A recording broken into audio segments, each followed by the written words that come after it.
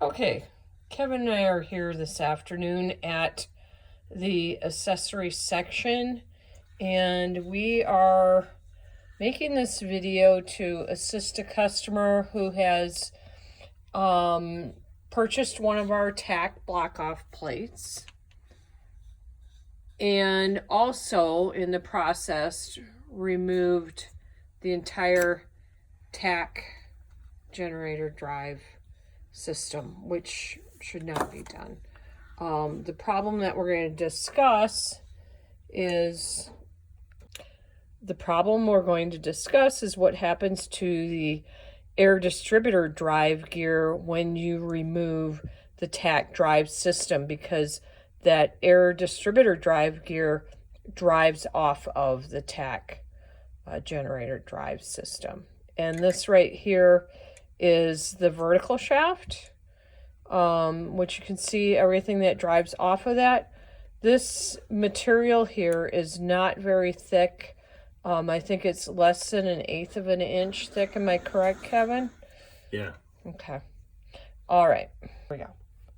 What we are going to demonstrate right now is what happens, the danger that lies in putting the Tach drive system in and unknowingly pushing that air distributor drive gear towards and into the vertical shaft. So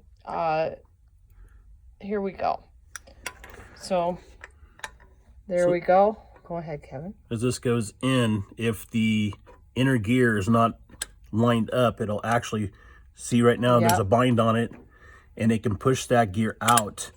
And so now when this is all the way in, as you can see, it's engaged here, but the air distributor is now all the way up against the shaft and will cut through that oil pump shaft. So there's nothing that holds that gear in except for the way that it rotates. Okay. So the bottom line is, don't pull the Tach drive pad and gearing system out of the engine. See how it's up? Okay. This is what Kevin's talking about. The Tach drive gear system has pushed the air distributor gear forward. Can you rotate that a little bit? I can pull this back. Okay. And what will happen is that will just chew right through the vertical shaft in no time, and you'll lose all oil and oil pressure. Go ahead. So having these gears out, there is a pressure hole that the actual pressure to the accessory case goes through, and without this gear in here, it cannot retain the pressure to force it through into the blower. This is a pressure feed hole for oil. With the gear out of the housing, it will not move the oil pressure any farther. Okay. It'll just stay. So the gears have to be in. Now the other fault with this gear is, if you guys have pulled this out, there is a retainer clip which is your spacing for the two gears. If this clip is not on, one moment. Okay. The gear will go in too far and you will have a disconnect from your air distributor also. So that needs to be made sure when it's going back in that this clip is underneath, because that's what sets the gear lash down inside there. Okay, and it's easy to have that come out and fall off, correct? Yes. A lot of times it hits the ground and people don't even know it was on there. Okay. So that C-clip needs to be in there. Okay.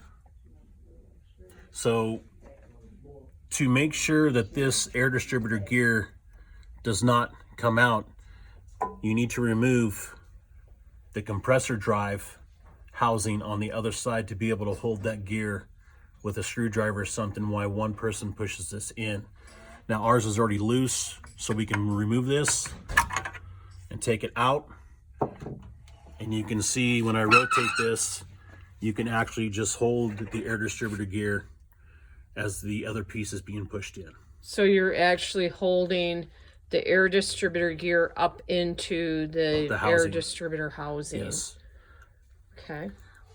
Okay, so with a brass punch, you can put it right in the middle of that gear, and you can hold that as this piece is being engaged, and you can see now it is fully engaged and it is not pushed out.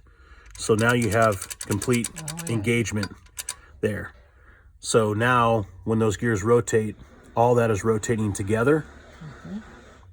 And then once that's done, you can reinstall the air compressor drive with a new gasket.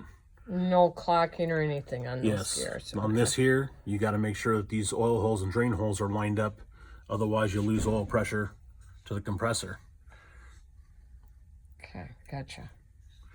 So that would be reinstalled here, just like that.